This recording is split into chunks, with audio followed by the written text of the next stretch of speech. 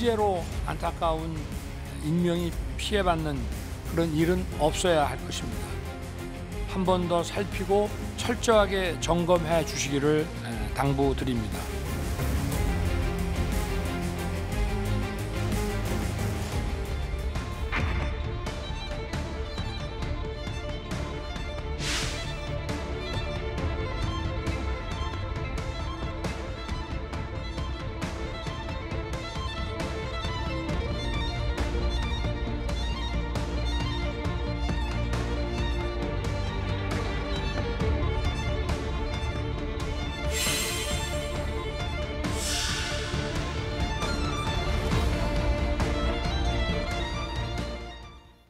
네, 여의도 사사건건 시간입니다. 오늘은 김정재 국민의힘 의원, 김종민 민주당 의원 이렇게 두 분과 함께하겠습니다. 자, 어서 오십시오. 네, 안녕하세요. 오시는 길에는 비가 많이 오진 않았죠? 네. 네, 지금은 여의도는 좀 잦아든 것 같아요. 네. 자, 오늘 국민들 많이 지금 힘들어하고 계셔서 이야기로 좀 시작하겠습니다.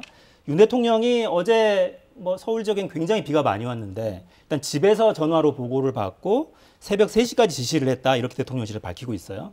이게 컨트롤 타워로 적절한 역할을 수행한 거냐 이런 문제 제기도 일부 나오고 있어서 어떻게 보십니까 이 상황? 네, 이게 115년 만에 한 번 있을까 말까한 아주 긴급한 상황이고 갑작스러운 폭우인데 어저께 사실 이게 근본적인 문제는 예전에는 청와대 내에 관저와 집무실 같이 있었기 때문에 네. 바로 갈 수 있고 이랬었는데 어제 그 대통령이 위치한 그 서초구에도 어제 굉장히 폭우 때문에 나서기가 힘들었다고 들었습니다. 그래서 저녁 9시부터 3시까지 이제 한 6시간 동안 바로 이제 전화로 보고받고 지시했는데 가장 중요한 거는 피해 상황에 대한 아주 즉각적인 보고 그리고 거기에 해당되는 지시 또 지침 그리고 현장 대응 이게 가장 중요한 것 같습니다. 그래서 그건 잘 이루어진 걸로 봐지고요. 일단 비가 잦아들고 아침 6시에는 바로 긴급 대책 회의를 서울 청사에서 했다고 합니다. 네. 그리고 저희가 이제 불 났을 때도 마찬가지인데 화재가 났을 때도 막 현장에 불이 나고 있을 때 이럴 때는 사실은 대통령이 가거나 이러면 안 됩니다.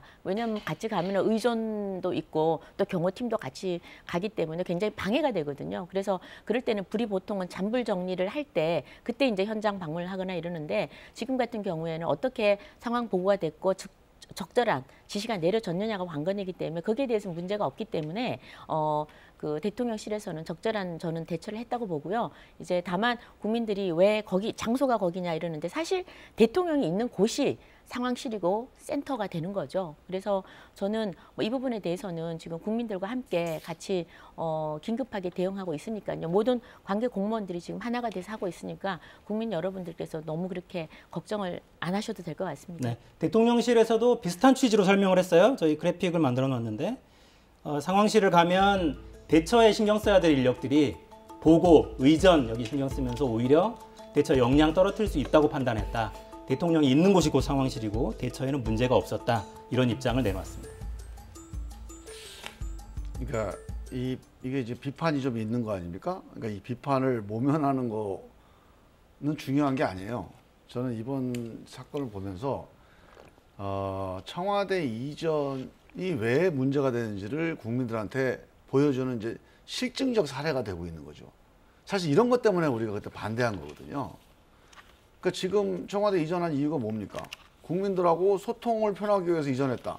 근데 지금 용산으로 간다고 해서 소통이 달라졌다는 게 도어 스태핑 정도인데 도어 스태핑이 그걸 나쁘다고 할 수는 없지만 그냥 그거 하나 할 것 같으면 청와대에 있으면서 해도 됐어요. 그거는 내용이 문제지 형식이 지금 세상을 바꾼 게 아닌데 문제는 청와대가 대통령이 현장을 가든지 재난 현장이나 상황실을 가라는 얘기가 아니고요. 대통령이 상황을 장악할 수 있는 지휘 통제 시스템 안에 있어야 돼요. 지금 아크로비스타에는 제가 알기에는 그게 없습니다.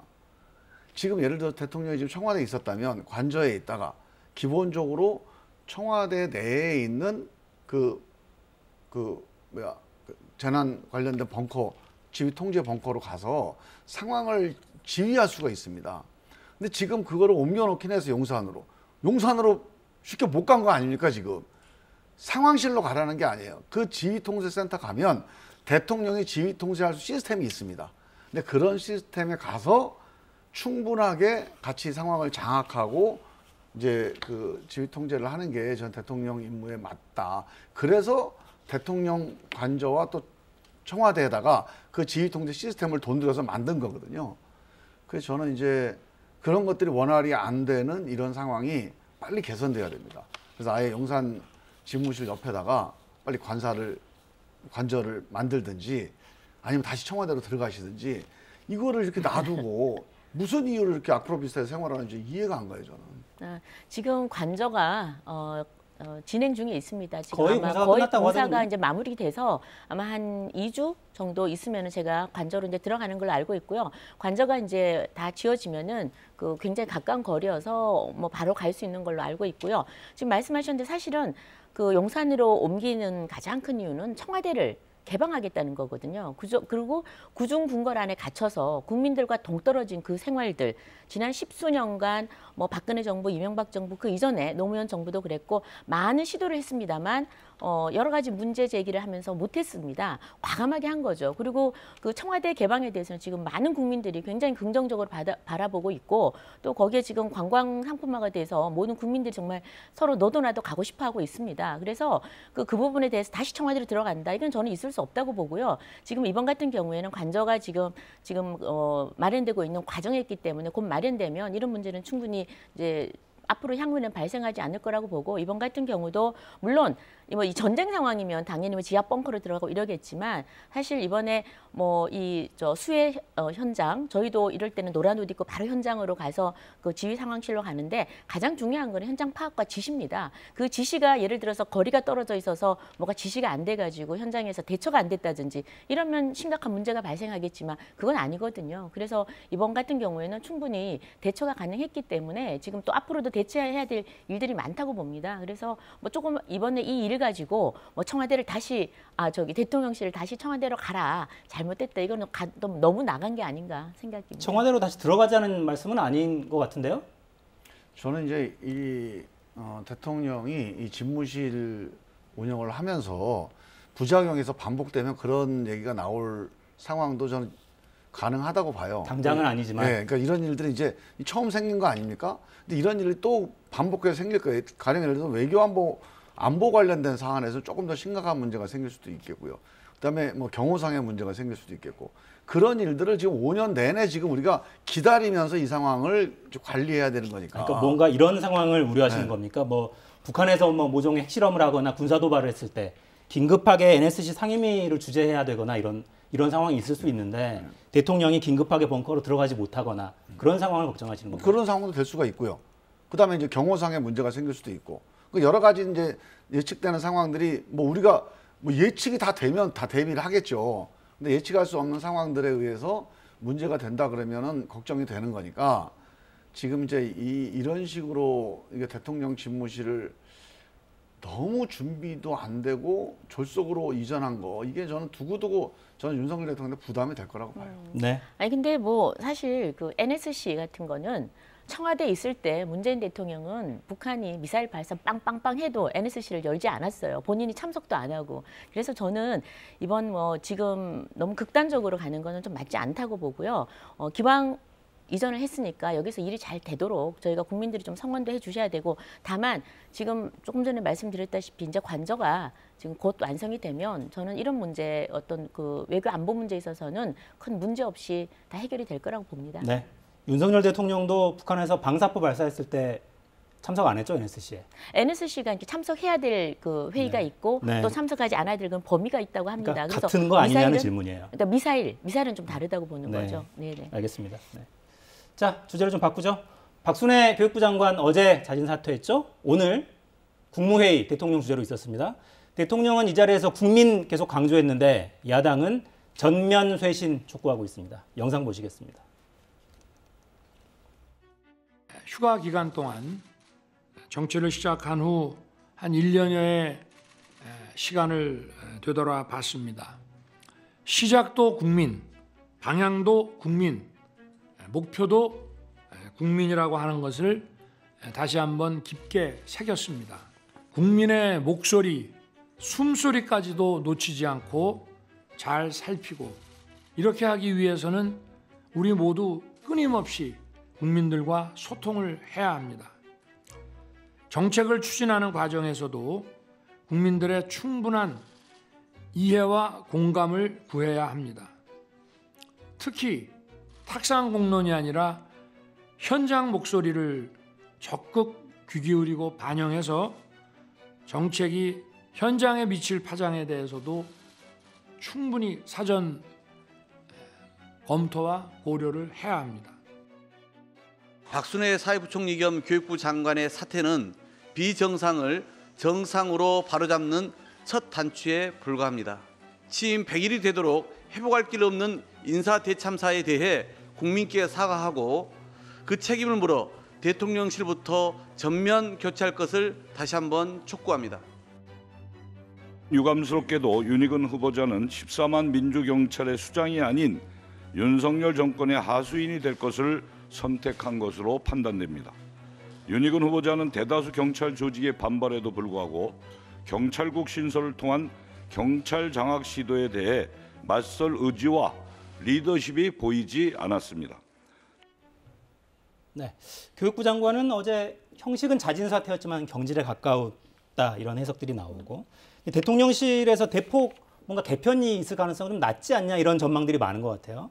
그러니까 지금 보여주고 있는 이 정도의 쇄신 이걸로 좀 뭔가 반전이 될 거라고 좀 보십니까?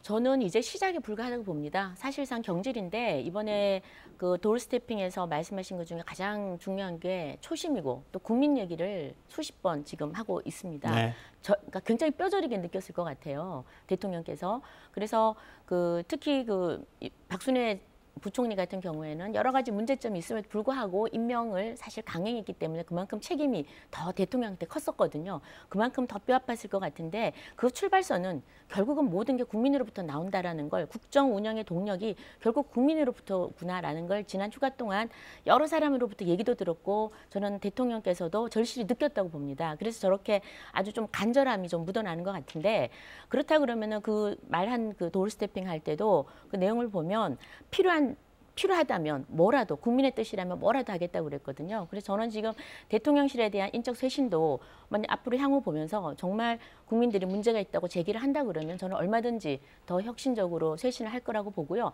다만 이제 지금은 뭐냐면 3개월밖에 시간이 흐르지 않았기 때문에 지금 그 사실 무조건 사람을 바꾼다고만 해서 능사는 아니다. 그리고 또 우리가 통상 그 사람을 바꿀 때 대통령실은 미리 내정이 돼 있을 경우에도 보통 바꿉니다. 후임자를 대략 정해놓고. 네, 그리고 공백 상태가 있으면 안 되기 때문에 그렇기 때문에 지금은 아마 섣불리 얘기하기가 좀 힘들지만 저는 이제는 뭐든지 국민들이 그에 대한 목소리가 있다면 문제 제기를 정말 지속적으로 명확하게 한다 그러면 거기에 대응할 준비가 저는 확실히 돼 있다고 이번에 좀 느꼈습니다. 또 그렇게 해야 되고요. 네. 야당에서는 전면 교체, 쇄신 계속 촉구하고 있잖아요.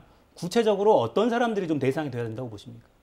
저는 이제 사람 문제보다 기본적인 자세나 철학, 관점 여기에서 지금 첫 단추가 잘못 끼워져 있어요. 지금 이제 국민의 뜻을 따르겠다, 초심으로 돌아가겠다 얘기하는데 정치인들이 얘기하는 국민이란 단어만큼 이게 허망한 얘기가 없습니다. 모든 정치인이 다 국민을 얘기해요. 국민의 뜻을 따르겠다. 나는 국민의 충직한 그 심부름꾼이 되겠다. 나는 국민만 생각하겠다. 근데 생각해 국민이 몇 명입니까? 5천만 명이에요. 5천만의 국민의 뜻이 뭐죠? 어떻게 그걸 결정하죠? 국민이라고 하는 것은 기본적으로 우리들이 지향해야 될 방향이긴 하지만 우리의 의사결정은 국민의 뜻이 이거다라고 각자가 다 생각하는 거 아닙니까? 근데 거기서 문제는 엇나가는 거예요. 국민의 뜻을 따르려고 하면 방향이 그런 방향은 맞아요. 실천하려고 하면 제일 중요한 거는 나랑 생각이 다른 사람 얘기를 존중하는 게 국민의 뜻을 따르는 거예요. 국민들은 되게 생각이 다양해요. 국민들은 보기에 저 사람이 자기 생각이 아니고 자기하고 생각이 다른 사람도 저렇게 존중하는구나. 저런 얘기를 듣는구나. 그럴 때 나를 존중한다고 생각이 들 거예요 아마. 말을 나는 국민의 뜻을 따르겠다. 나는 국민을 존중하겠다. 이건 의미가 없는 말이에요. 그래놓고 자기 마음대로 하잖아요 다. 독재자들이 다 그렇게 했거든요. 그래서 저는 윤석열 대통령이 정말 국민의 뜻을 따른 생각이 있다면 윤석열 대통령하고 생각이 다른 사람들이 하는 주장을 귀담아 들어야 돼요. 야당의 주장을. 아니요. 야당만이 아니에요. 당장 여당 내에도 있습니다. 같은 정당 내에 국민하고 소통하는 사람이 정당이거든요. 그럼 일단 여당 얘기를 들어야 돼요. 내 측근 얘기가 아니고 그 김건희 여사 얘기가 아니라 여당 정치인들 얘기를 먼저 듣고 야당 정치인 얘기 듣고 언론 얘기를 듣고 그렇게 해서 나랑 주로 생각이 다른 사람 얘기에 대해서 개방돼 있고 열려 있는 자세를 갖춰야 국민들이 아, 내 의견도 저 대통령한테 전달되겠구나 그렇게 마음이 놓이는 거지. 그 자기하고 생각이 다른 사람 얘기는 다 무시하면서 국민 뜻만 따르겠다. 자, 당장 한동훈 법무부 장관 이 반대 입장에서 보면 완전히 적대적인 인물입니다. 이거 반대편을 완전히 다 잡아가두려고 임명했구나. 이렇게 생각을 하는. 이상민 장관, 이 경찰을 완전히 다 장악하겠다. 자, 한동훈, 이상민 이런 핵심적인 이른바 반대편에 대한 적대적 인사, 적대적 의사결정 이거에 대해서 손을 안 대고 그냥 뭐 당장 국민의 정서가 좀 안 좋은 박순애 장관 한 명 정도 경질한다. 이게 국민들한테 야, 저 사람이 좀 내 말 듣겠구나. 저는 이렇게 잘 안 바뀔 거라고 봐요. 결국에는 좌동훈, 우상민 이런 표현까지 있던데 핵심 측근들을 뭔가 배제하는 그런 조치가 있습니다. 측근이라서 제가 문제 삼는 게 아니고 적어도 절반의 국민들이 거기에 대해서 걱정하거나 반대하는 거예요. 그러면 기본적으로 대통령이 임기 초에는 그렇게 하면 안 되죠. 뭐 최동원이나 박동원 다른 사람 물색 해야죠. 왜 한동훈만 됩니까? 왜 이상민만 돼요? 박상민도 있고 김정재도 있잖아요. 그렇죠. 김정재 이렇게 의원님도 절대적으로 반대하는 인사를 가지고 고집스럽게 가냐 이거. 이건 국민들하고 같이 가겠다 이런 메시지가 아닌 거라는 거예요. 지금. 그러니까 여당 안에서도 여러 쇄신의 필요성은 아마 여러 경로로 대통령실에 전달을 하고 있을 것 같은데 어떻게 보세요? 지금 그럼요. 네. 저는 뭐 100번 동의를 합니다. 그러니까 그 말씀하신 그 이제 국민이라는 것이 여기서 말하는 국민이라는 건 여론이라고 봅니다. 그 여론에는 나를 반대하는 여론이 지금 더 많지 않습니까? 대통령 20%대까지 주저앉았어요. 그렇죠. 부정평가가 70%가 그럼요. 넘었어요. 지금 반대하는 아까 말씀하신 그 의견이 다른 의견, 반대하는 의견, 너 이거 잘못됐다라고 하는 의견이 약 60%가 넘습니다. 그 의견을 겸허히 듣겠다는 거예요. 그 국민의 여론을 듣겠다는 거거든요. 그 안에는 주로 아마도 나와 다른 생각. 대통령께서 무슨 자기가 정치에 빚을 졌고 뭐가 그 대통령이 그렇게 하고 목적이었던 사람도 아니지 않습니까? 그런데 이것을 대통령이 되어서 사심이 없습니다. 지금 그래서 두려울 것도 없는 분인데 다만 내가 생각해서는 이게 옳다라고 아마 밀어붙였을 겁니다. 그런데 그게 지금 벽에 부닥친 겁니다. 벽에 부닥쳐서 다시 처음부터 시작하겠다. 그때 우리가 무엇으로부터 시작할 것인가. 그게 국민이라는 거예요.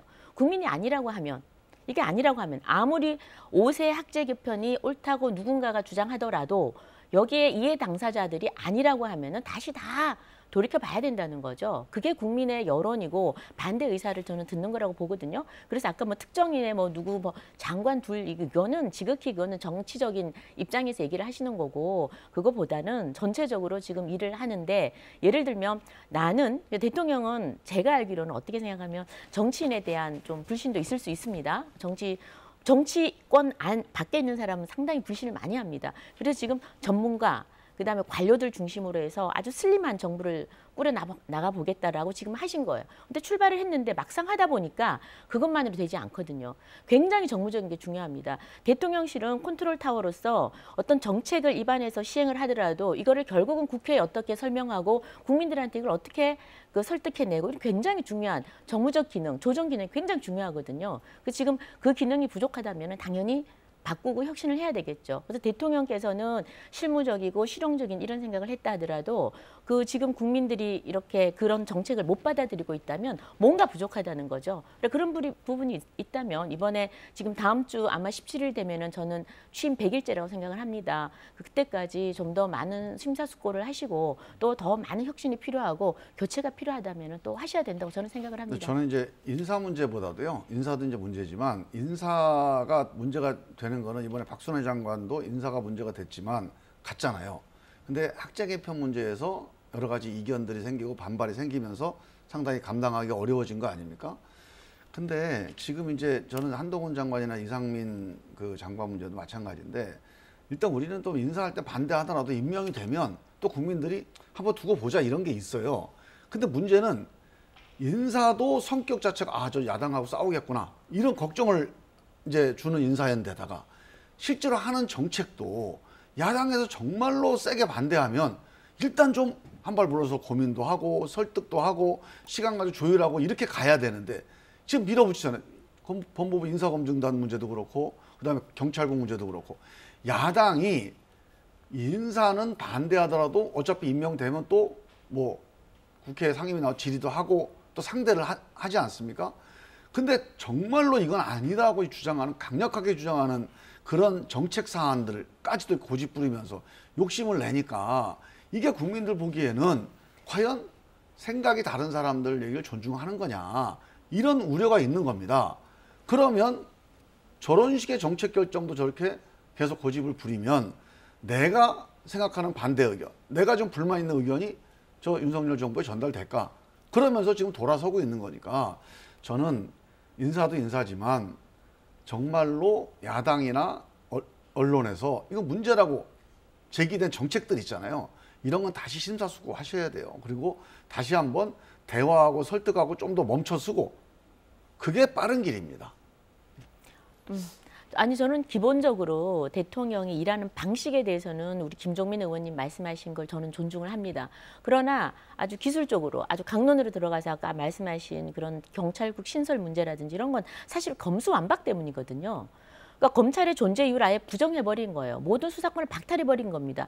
이것도 사실 국민들이 60% 이상이 반대한 겁니다. 그래서 그런 거대해진 경찰로 다 모든 권력들이 이관되면서 이런 거에 대해서 어떻게 견제를 할 것인가 해서 만든 것이고, 그다음에 아까 그 인사 그 담당 이런 문제도요. 인사 담당을 인사 그 검증하는 단을 만드는 거, 이것도 민정수석실을 없앤 겁니다. 과거에 그 아주 폐쇄적이고 그들만의 리그였던 그런 민정수석실, 대통령의 막강한 힘을 발휘했던 그런 민정수석실을 없애고 이제는 투명하게 그 인사 검증을 하는 걸 법무부 산하에 둔다라는 아주 좋은 뜻에서 한 것이었기 때문에 저는 이런 부분은 그 아마도 민주당에서는 좀 반대할 수 있어요. 왜? 민주당은 검수완박을 밀어붙인 당이니까. 그래서 저는 이 부분은 좀 더 대통령의 저 어떤 분명한 뜻이 있다 그러면 좀 더 국민들한테 설명을 하고 또 민주당도 설득하고 이런 작업은 좀 필요할 것 같습니다. 그러나 검수완박만큼은 이건 민주당 설득이 안 되는 거죠. 왜냐하면 양당이 사활을 권고한 거죠. 공수처처럼. 그래서 그런 부분은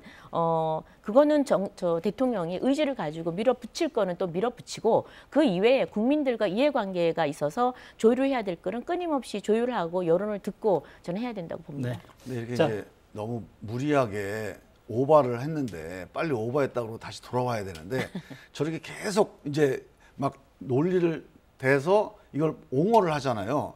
점점 더 순화로 갑니다. 지금 민정수석실을 없앴다고 그럼 왜 그걸 법무부에 갖다 놓습니까? 총리실에 두면 되잖아요. 총리실에 두는 게 맞아요. 왜? 인사재청권자가 총리거든요. 헌법적으로 보면 총리실에 있어야 돼. 이거는 전 부처를 총괄하는 업무입니다. 원래 그걸 하기 위해서 총리실을 둔 겁니다. 법무부는 그 업무하는 데가 아니에요. 두 번째로 경찰국도요.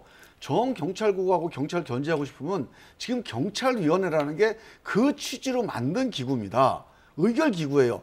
여기를 강화하기 위한 방안을 만들어서 경찰을 이 비대해진 경찰권을 통제할까. 이 논의를 야당이랑 하면 야당이 이거를 거부할 이유가 없습니다. 근데 행안부 장관이 직접 지시할 수 있는 그런 경찰국을 만들어서 통제하겠다. 이거는 기본적으로 90년 이후에 경찰 개혁의 역사를 거꾸로 돌리는 거니까. 네. 이거는 옹호될 수 있는 대상이 아니에요. 자, 이 논의는 저희가 아주 많이 했으니까 좀 넘어갈게요. 사실 대통령이 휴가를 보내고 처음 출근한 월요일 아침 출근길 발언은 굉장히 관심들이 많았습니다. 과연 어떤 메시지를 낼 것인가. 구체적으로 이제는 어떤 쇄신안, 어떤 수습책을 낼 것인가를 또 국민들이 아마 지켜보고 있을 거고, 중요한 계기는 아마 취임 100일일 것 같은데 기다려보겠습니다. 어떤 걸 내놓는지. 자, 주제를 바꾸죠. 각 당 상황 살펴보겠습니다. 자, 우선 여당은 당대표가 사실상 해임당하는 비대위 전환 위한 전국이 지금 진행 중이죠. 영상으로 정리했습니다.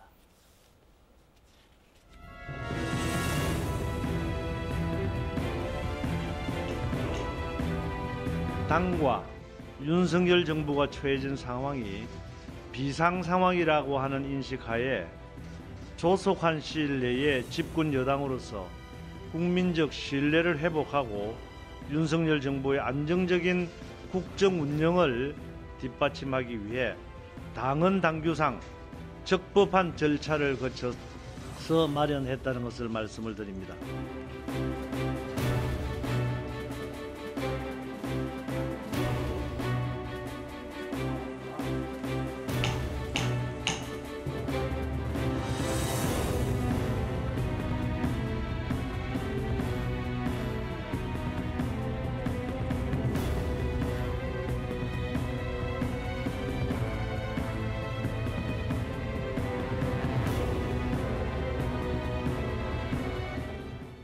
네, 주호영 위원장 인선안이 지금 전국이 표결이 진행 중이고 45분쯤 뒤면 아마 결과가 나올 것 같습니다. 5시 반 정도로 지금 예고가 돼 있습니다.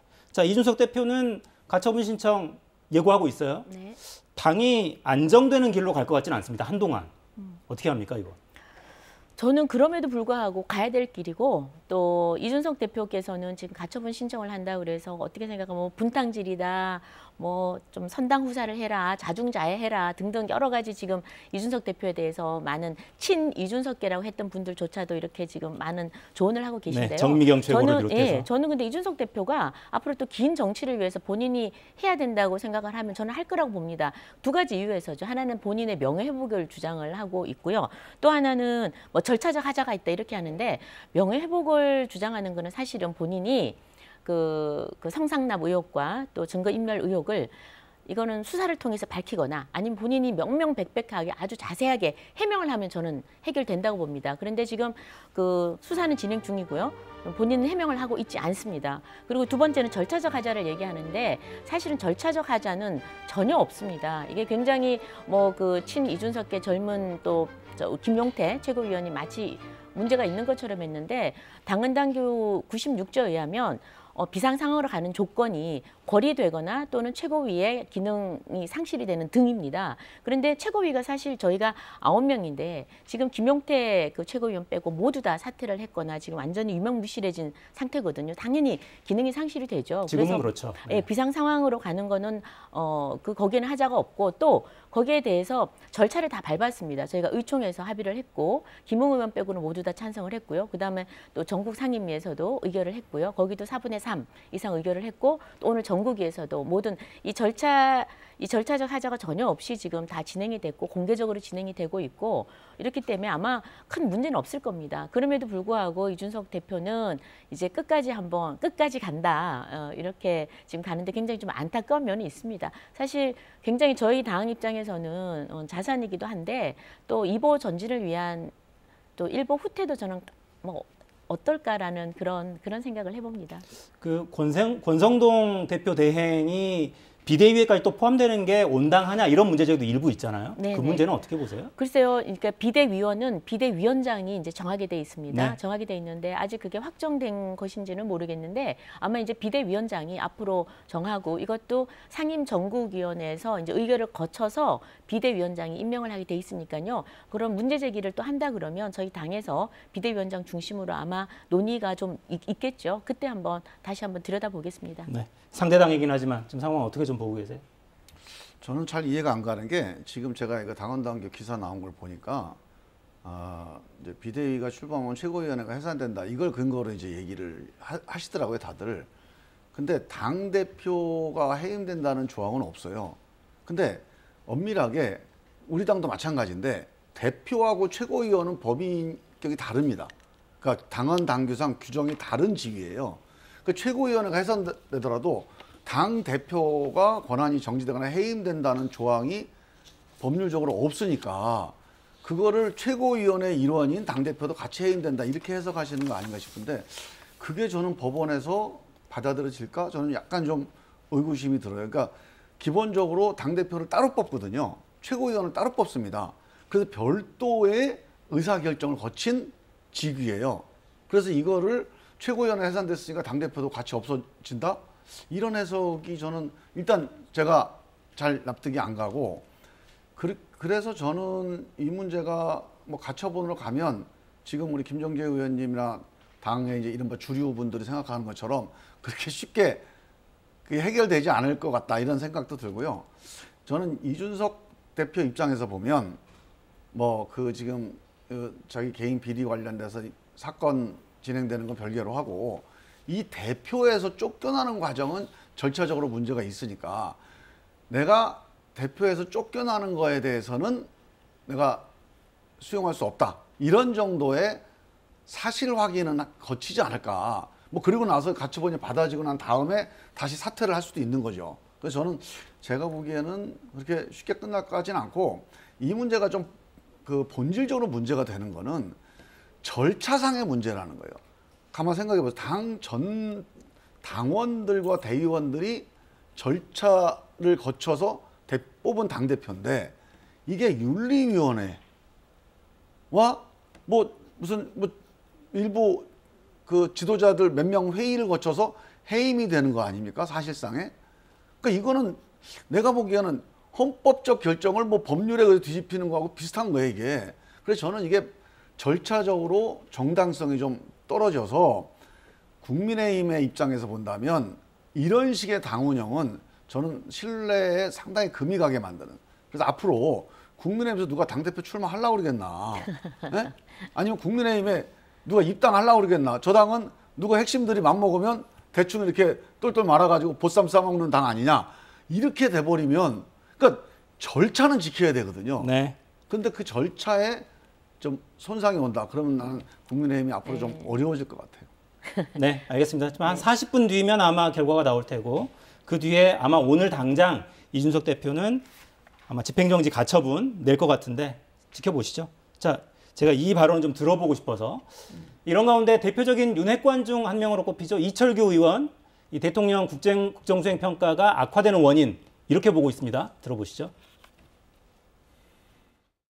당이 대통령 선거 중에도 물론이고 이후에도 한 번도 정책 뒷받침을 하기 위해서 협조적인 경우가 없었다 이겁니다. 그것은 누구를 공격하고 또한 상대를 공격에 곤란에 빠뜨리는 행위지. 그게 책임 있는 위치에 있는 사람이 하는 거 아니죠. 또 여론조사 기관에서 조사하는 설문을 봤습니다. 뭐 거기에 대해서 제가 그분들이 하는 걸 갖다가 전부 다를 갖다가 부정적으로 제가 평가하기는 어렵겠습니다만 그분들의 면면을 보면은 어떤 성향을 가진 분들인지 전부 다 알 수 있지 않습니까? 결국은 저는 뭐라고 생각하냐면 이 정부의 이 추동력을 이게 약화시키고 힘을 빼서 정부가 올바로 국민들 위해서 해야 할 일을 지금 못하게 이 환경이 만들어져 가고 있다. 네, 여론조사 기관이 편향돼 있어서 정부가 일을 못하도록 움직이고 있다라는 취지의 정치적인 발언이 좀 있었고요. 그러니까 전체적으로 저는 이 질문을 좀 드려보고 싶었어요. 이준석 대표의 복귀를 막고 이대로 이제 뭐 법적으로 하자가 없다고 평가하셨으니까 이렇게 되면 지금 대통령이 일을 못하게 계속 이제 뒷다리를 잡고 있다는 취지로 말씀하셨으니까 이런 대표가 없다면, 내부 총질하는 대표가 없다면 대통령이 국정 수행하는데 좀 여유가 생기고 지지율이 오를까? 그러니까 핵심 관계자들은 그렇게 보고 있는 것 같은데 그런 평가에는 좀 동의를 하십니까? 저는 별로 크게 동의하지 않아요. 왜냐하면 이게 뭐 상관관계나 상관관계가 그다지 크다고 생각하지 않기 때문에 먼저 저희가 대통령의 지지율이 떨어지는 거는 딱 답을 주지 않습니까? 첫 번째 인사였습니다. 인사. 그다음에 정부의 무능. 그다음에 뭐 내홍 이랬거든요. 그 내홍의 랭킹 3위에 이제 저희 당의 문제가 있는 겁니다. 그 당의 그 내분의 문제가 왜 있었느냐? 이준석 대표가 사실은 굉장히 그 많은 그 리스크를 안고 있었어요. 다들 아시겠지만 우리 대선 때부터 이준석 대표는 이 윤석열 후보가 들어오는 거를 굉장히 꺼렸습니다. 내가 윤석열 대통령 되면 난 지구를 떠난다. 난 유승민이 되면 좋겠다. 그리고 버스 떠난다. 뭐 빨리 안 타면 뭐 운전대를 뽑아버리겠다. 뭐 아무튼 정말 그 리스트를 보면 야 정말 이 당에 들어가야 되나라는 마음이 들 정도로 굉장히 후보 시절부터 사실은 대표가 굉장히 힘들게 했습니다. 그리고 선거하는 와중에도 집안을 몇 번에 뛰쳐나갔고요. 그래서 급기야는 저희가 지난 1월에 의원들이 도저히 안 되겠다. 보통 대선이 뜨면은 당 대표는 이름도 없이 사라져야 되거든요. 근데 끝까지 본인이 그러니까 부각돼야 되고 계속 투탑으로 가야 되는 그런 입장을 취했었는데 거기에 대해서 우리 의원들이 전반적으로 굉장히 좀 걱정과 우려를 많이 했습니다. 그래서 네. 아마 이철규 의원은 그런 입장에서 당대표가 이렇게 협조를 안 하지 않느냐라고 얘기한 것 같고 여론조사 기관은 저는 그렇게 생각합니다. 설사 조금 이게 어떤 편향성이 있다 할지라도 그것도 뛰어넘어야 된다고 생각을 하고요. 그다음에 대통령의 지지율 올리려고 그러면은 민생에 집중해서 정책 제대로 하고 네. 국민들이 다시 신뢰를 해줘야만 오르지 당내 대표가 바뀐다고 해서 오른다고 저는 생각하지 않습니다. 좀 짧게 평가를 듣고 마무리하겠습니다. 지금 이제 국민의힘이 상당히 이제 건강하지 않은 상태다. 좀 걱정스러운 상태를 보여주는 대표적인 사례입니다. 대개 보면 선거를 했는데 열심히 도와줬어요. 저놈이 안 도와줘서 졌다. 덜 도와줬다. 이 정말로 부도덕한 거죠, 이거는. 그러니까 이준석 대표가 사이가 안 좋았던 건 다 알잖아요. 사이가 안 좋았지만 같은 당이가 도와줬잖아요. 근데 그거를 안 도와줬다고 얘기하는 건 지금 상태가 안 좋은 거예요. 그리고 여론조사. 보통 선거 지면은 부정선거라고 얘기하거나 여론 안 좋으면 여론조사 탓하는 거. 이거 상태 안 좋은 겁니다. 네. 이거 좀 조치를 좀 하셔야 돼요. 아무튼 국민들은 기다리고 있어요. 경제를 중심으로 네. 정부 여당이 움직여주기를 정말 기다리고 있습니다. 자, 마무리하죠. 김종민, 김정재 의원이었습니다. 고맙습니다. 네, 감사합니다. 자, 잠시 후에도 중부지방 집중호우 관련 뉴스 특보 이어집니다. 피해 입지 않도록 각별히 대비하시기 바랍니다. 저는 내일 돌아오겠습니다. 4시엔 사사건건.